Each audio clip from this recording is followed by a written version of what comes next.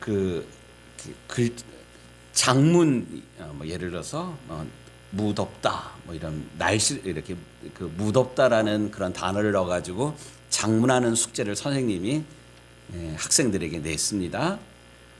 그 아이에는 그 반에는 누가 있었냐면 맹구라는 학생이 있었어요.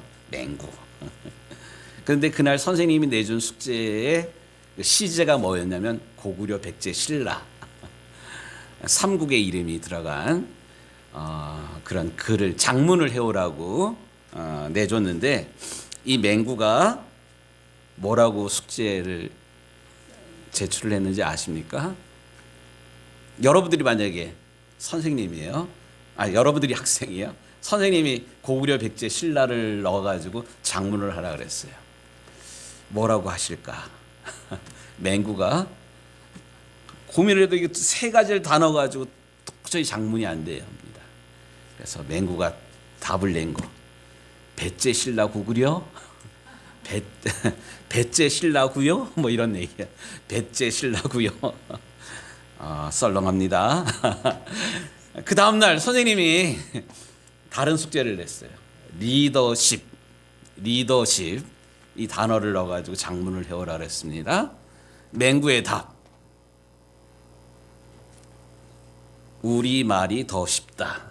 리더십. 우리 말이 더 쉽다. 예.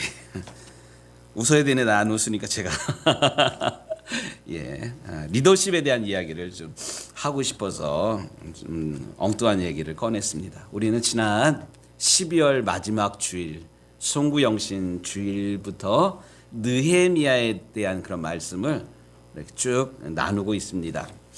이렇게 제가 이렇게 세어보니까 제가 느헤미야를 가지고 16번 설교를 했더라고요. 16주면 대학교 한 학기 수업이 16주예요. 우리가 한 학기 대학생들 수업 듣는 만큼 느헤미야만 우리가 계속 이렇게 공부했어요. 말씀을 들었어요. 이제 느헤미야가 누구인지 잘 아시겠죠? 예, 그래요. 느헤미야는 망해버린 조국 유대 땅 예루살렘을 회복하기 위해서 성공한 총독이 되어가지고 예루살렘에 와서 무너진 성벽을 재건을 했어요. 근데 느헤미야가 막상 마음에 품고 있었던 것은 무너진 성벽만을 재건하는 것이 아니라 무너진 신앙을 재건하려는 그런 욕심을 가지고 물론 성벽도 재건했을 뿐만 아니라 예배 생활, 기도 생활, 또 말씀 중심의 생활 등한히 했던 이스라엘을 회복시키는 일까지 마쳤습니다. 이제 16주 동안 느헤미야에 대한 말씀을 다 배웠기 때문에 이제 누구를 만나든지 느헤미야에 대한 설명 이제 얼추 16시간은 못 한다 할지라도 한 3분 이상은 다 우리가 이야기할 정도는 다 된 것 같아요. 이제 남은 것은 무엇이냐? 그래서 영어로 얘기해서 so what? 그래서 뭐 어쩔 건데? 우리 하나님께서 원하신 것은 우리가 느헤미야가 돼가지고요, 우리의 가정을, 우리 자녀들의 믿음을, 또 우리 지역을, 직장을, 이 혼돈 가운데 있는 이 나라 민족을 세우는 느헤미야의 역할을 감당을 해야 됩니다. 할렐루야? 예. 이게 느헤미야를 16주 동안 하나님께서 우리에게 주신 이유예요. 그래서 이제 이후로는 우리가 느헤미야 같은 그런 사람이 돼야 되는데, 그렇다면 느헤미야가 우리에게 보여줬던 본이 뭐냐? 느헤미야를 통하여서 우리가 본받고 배워야 될, 또 닮아가야 될 리더십의 모습은 어떠한 것인지 한 5가지로 한번 좀 정리해 보도록 하겠습니다. 그림 좀 하나 좀 넘겨주시겠어요? 예, 오늘 말씀의 제목이 뭐예요? 이스라엘을 흥왕케 하는 자가 왔다고. 산발락과 게셈, 도비야, 이 대적자들의, 이 사람들의 이름이 계속 반복이 되고 있어요. 이 사람들이 3000년 전에 느헤미야의 일들을 방해했던 그런 사람들인데, 이 사람들이 요즘에는 없을까요? 요즘에도 있어요. 우리의 일터에도 있고요, 또 동네에도 이런 사람이 분명히 있고요. 또 우리가 신앙생활 바로 하려고 그러면 이 방해하는 그런 세력들이 분명히 있습니다. 그런데 마귀는 송장은 안 건드린대요.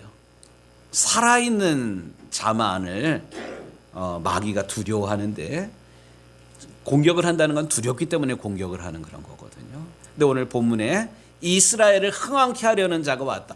덜컥한 그런 거예요.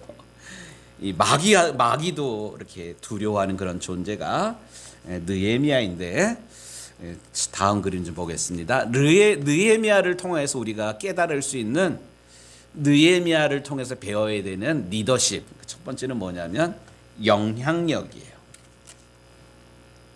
영향력. 인플루엔스, 영어 단어로 이렇게 쓰고 있는데, 누구에게 이렇게 영향을 끼친다. 느헤미야가 이렇게 말씀으로 똘똘 뭉치고 준비되었기 때문에 이것이 망해버린 조국 유대 사람들을 일으켜 세우는 역할을 했어요. 느헤미야가 만약에 흐리멍텅한 사람이었다면, 흐리멍텅해가지고 돌아와가지고 다른 총독들이나 다른 지도자들처럼 뭐 다른 사람들 거 뺏어가고 뭐 놀고 놀러 다니고 뭐 이런 생각만 가지고 만약에 왔다라면 이 성벽을 재건할 수가 없었습니다.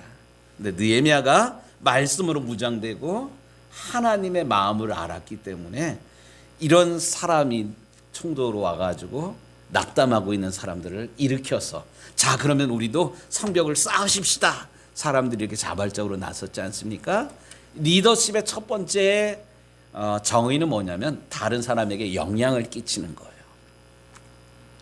잠언 말씀을 읽어보면 철을 날카롭게 하는 것처럼 사람이 친구의 얼굴을 빛나게 하느니라, 이런 말씀이 있어요. 들어보셨죠? 다른 사람을 이렇게 도와주려면 내가 강해야 돼. 훈련되고 준비되어야 됩니다. 또 이사야의 60장에 이런 말씀이 나와요. 작은 자가 1000명을 이루겠고 약한 자가 강국을 이룰 것이라. 작은 자가 그냥 작은 자가 아니라 훈련되고 준비되면 이 사람을 통해서 1000명이 일어나요.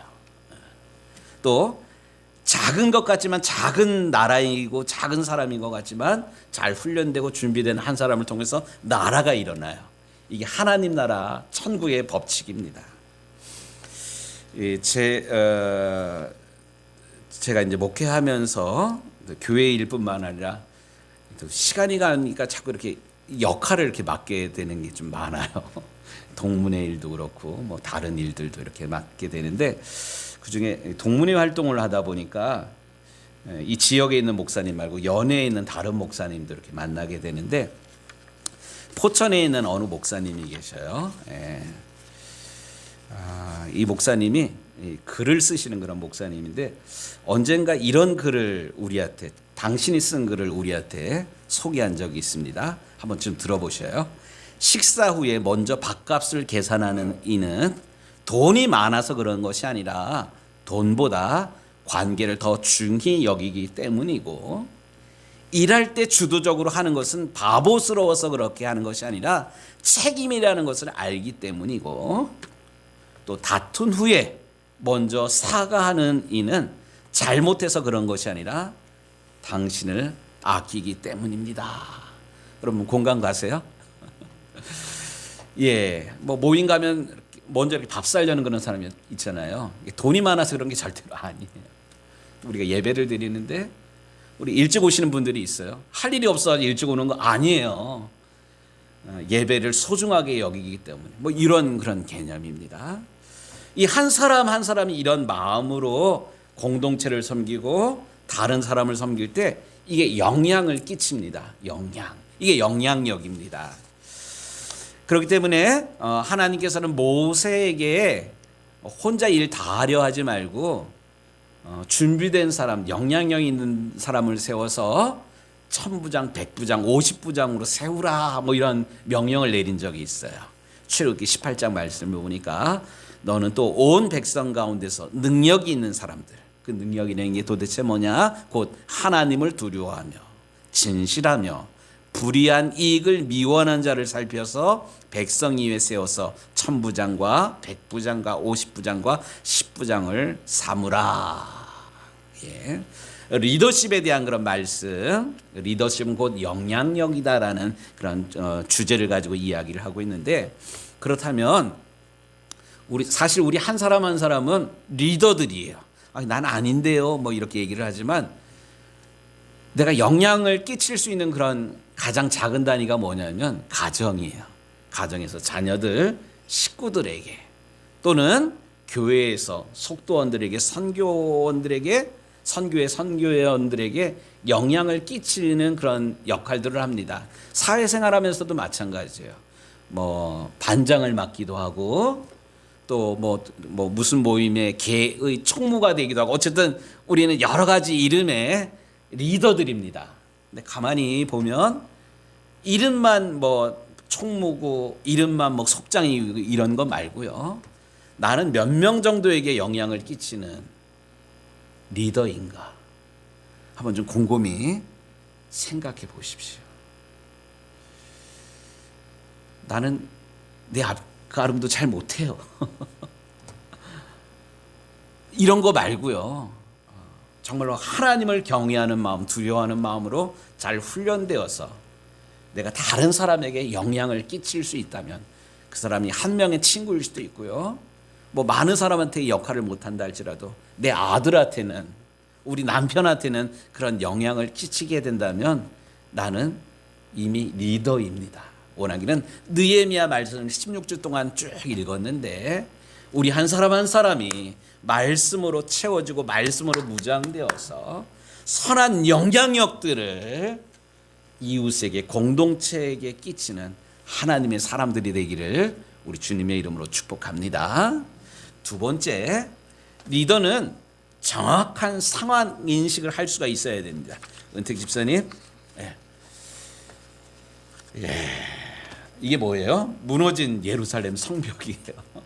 완전히 무너져 버렸어요. 느헤미야가 예루살렘에 돌아와가지고 제일 먼저 한 일이 뭐였습니까? 성벽을 돌아보는 일이었을 텐데 아니에요. 그거부터 하질 않았어요. 우리 2장 11절 말씀 좀 보도록 하겠습니다.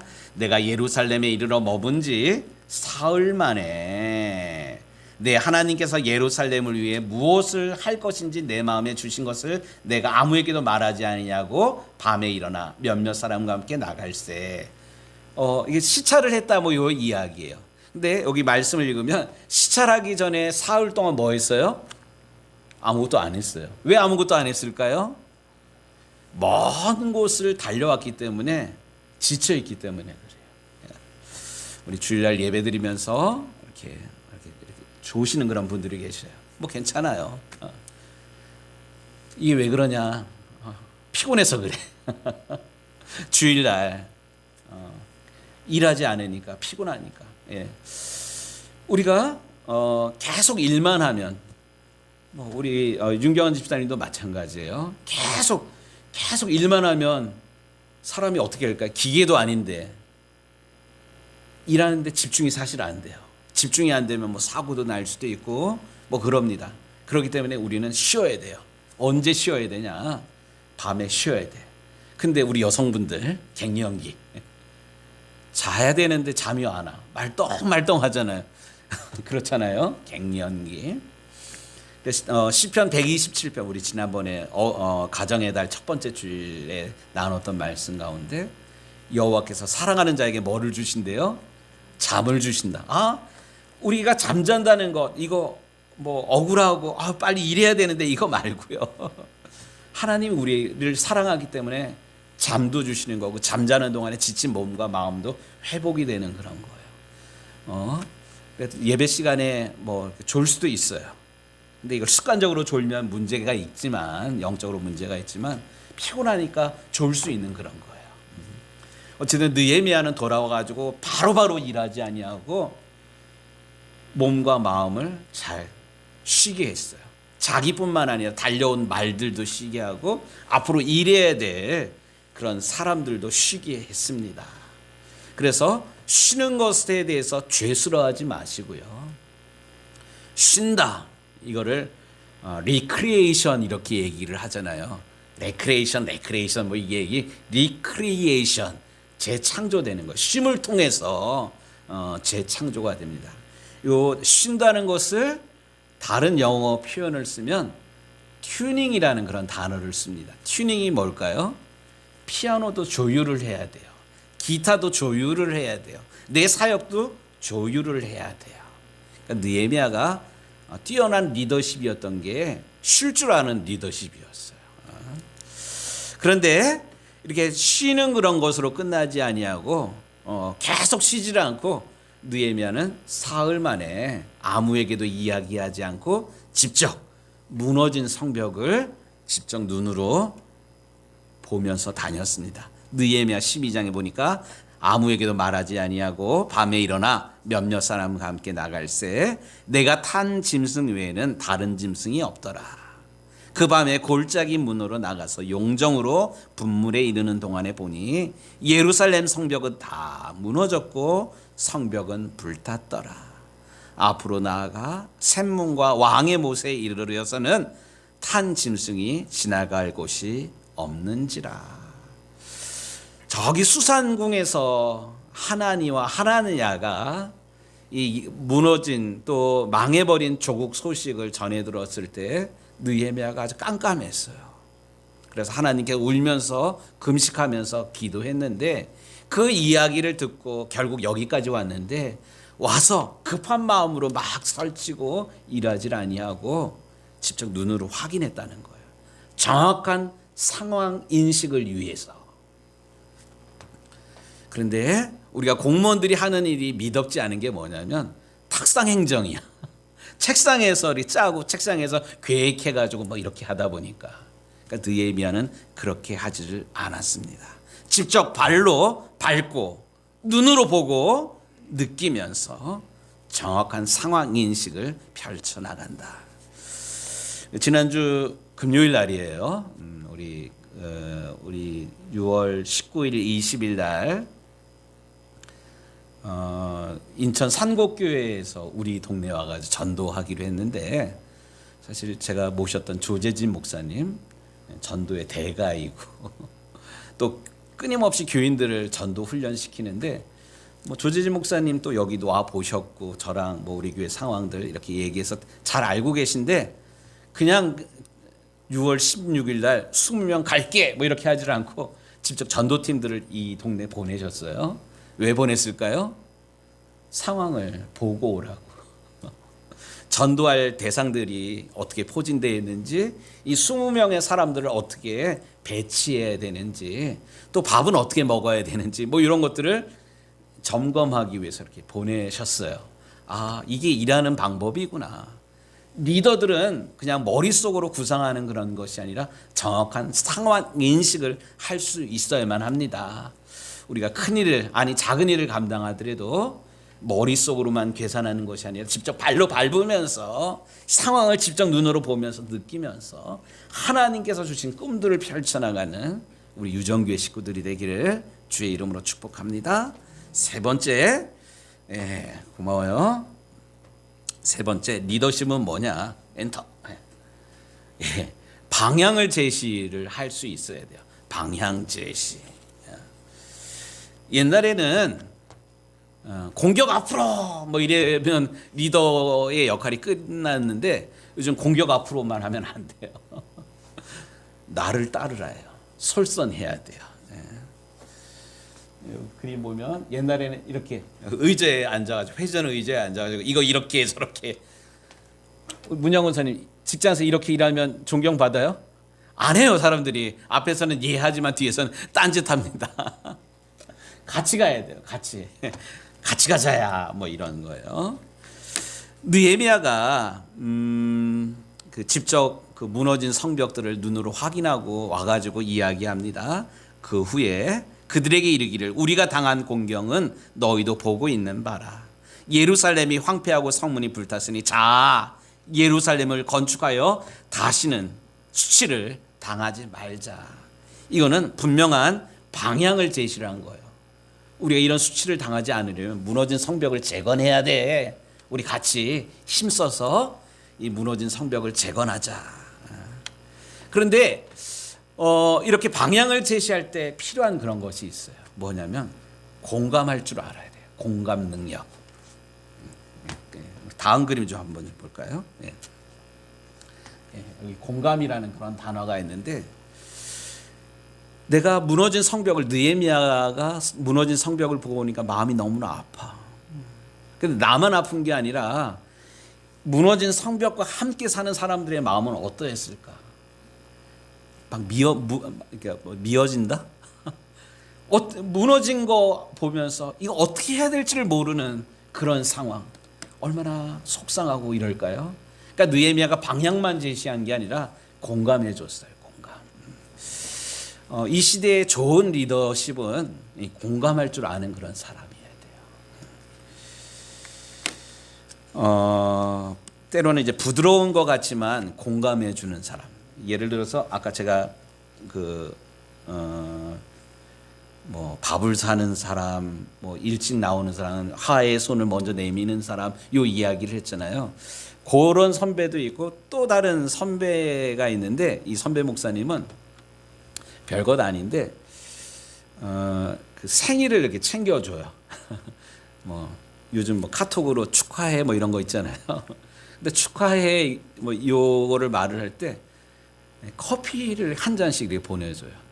오늘도 우리 아내랑 아침을 그때 보내준 커피 뭐 이렇게 빵을 같이 이렇게 먹었는데 뭐 이런 거 그래서 지난주에 그 선배랑 만나서 이야기를 하는데, 당신은 뭐 의도하는 그런 거는 아닌데 1년에 한 30만 원 정도를, 1년에 30만 원이 큰 돈일 수도 있고 뭐 별것 아닐 수도 있어요. 그런데 이 선배님 같은 그런 경우는 1년에 한 30만 원 정도를 내 주변에 있는 소중한 사람들 생일을 챙기는데 써야겠다 뭐 이렇게 여기고 있다 그러더라고요.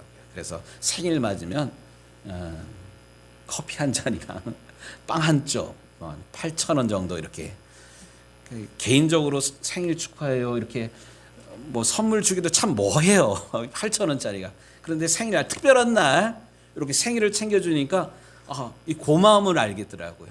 생일을 그냥 말로만 축하해가 아니라 따뜻한 마음이 이렇게 느껴지더라고요. 그러니까 뭐 그분이 뭐 감동 나가는 그런 분은 아니에요. 뭐 어마어마하게 큰 교회여가지고 어떤 뭐 꿈을 가지고 있었던 그런 분이 아니라 같이 일하면서 좋았던 선배이고 뭐 이렇게 후배이기 때문에 귀한 사람이라고 여기고, 이 뭐 커피 한 잔으로 이렇게 생일을 축하해 주는 것 마음이 참 따뜻하더라고요. 예. 이 공감해 주는 좋은 리더십은 공감해 주는 사람. 그래서 요즘 가장 필요한 리더십이 소통하는 그런 리더십. 근데 소통이 안 되면 뭐가 돼요? 불통. 불통을 넘어서 자기만 이야기하고 자기만 아는 그런 리더십을 뭐라 그러냐면 먹통이라고 그래요. 먹통. 꼰대. 꼰대라는 그런 이야기 들어보셨잖아요. 제가 탁구 아침마다 치는데 꼭 보면 뭐 어르신들이랑도 뭐 같이 치긴 쳐요. 지식대로, 자기 마음대로, 자기 기분대로 이 모임을 이끄는 그런 사람이 있어요. 그러면 싫어요. 엮이기가 싫어. 같이 치자 그래도 뭐 즐거운 마음으로. 아까 우리 신한철 권사님이 이렇게 오셨길래 어저께 못 오셔가지고 어저께 광주시 복지관 탁구대회가 있어가지고 거기 참가하신 걸로 알고 있거든요. 궁금해가지고 재미있으셨어요? 그랬더니만 이기고 지는 것보다 다른 사람들 치는 거 또 함께 어울리는 것이 좋아가지고 이렇게 나간다고 우리 신원철 권사님이 그렇게 말하거든요.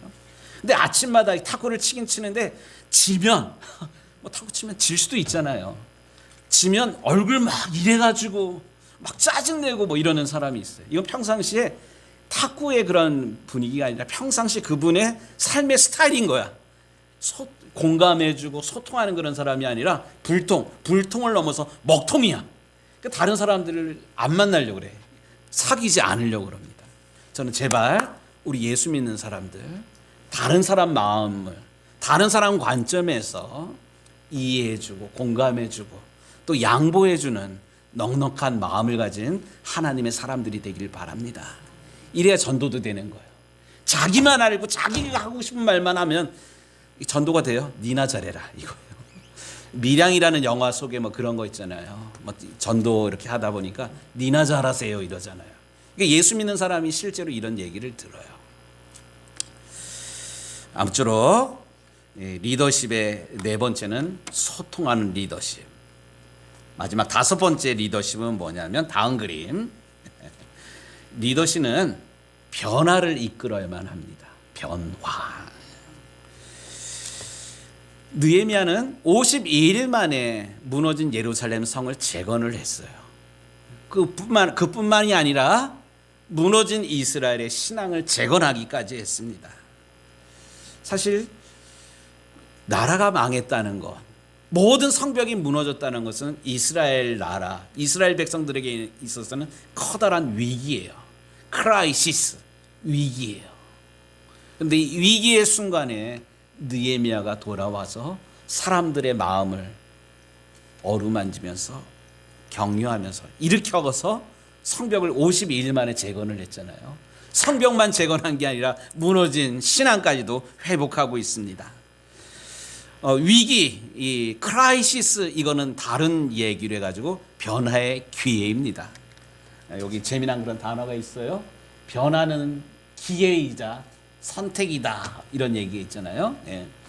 여기 영어 단어가 써 있는데 뭐라고 써 있어요? change. 예.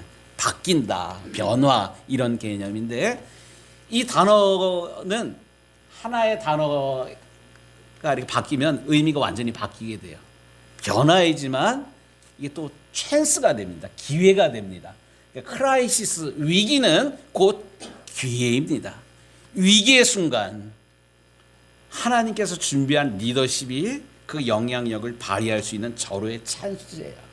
하나님은 위기의 순간마다 하나님의 사람들을 통해서 이 변화를 새로운 기회로 하나님은 만들어 가셨어요.